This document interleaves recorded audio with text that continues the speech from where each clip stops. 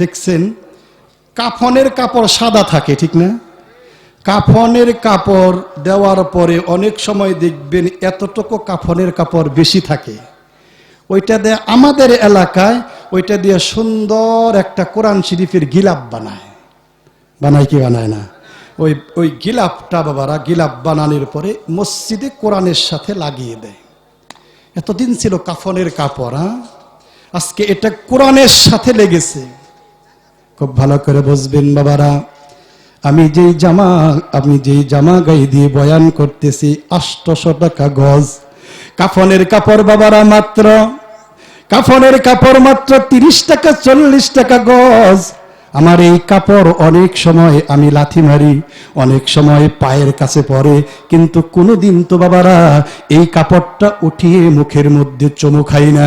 কিন্তু বাবারা কাফনের বাড়তি কাপড় যখন কোরআনের সাথে দামি একটা জিনিসের সাথে এই কাফনের কাপড় লেগে গেল, এখন কাফনের কাপড় যখন কোরআনের সাথে লেগে গেল, হাত থেকে পড়ার সাথে সাথে হাত দিয়ে ধরে মুখের মধ্যে চুমু লাগায় কি লাগায় না?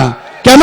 এটা দামি জিনিসের সাথে লেগে গেছে, এই জন্য কাফনের কাপড়ের দাম, বলেন না কাফনের কাপড়ের দাম। একটু ভালো করে বুঝবেন বাবারা, আমি যে চেয়ারের মধ্যে বসে আছি বাবারা, এই চেয়ারটাও অনেক দামি, অনেক দামি সেগুন গাছের কাঠ, কিন্তু বাবারা সেগুন গাছ দিয়ে এই চেয়ারটা তৈরি করা হয়েছে।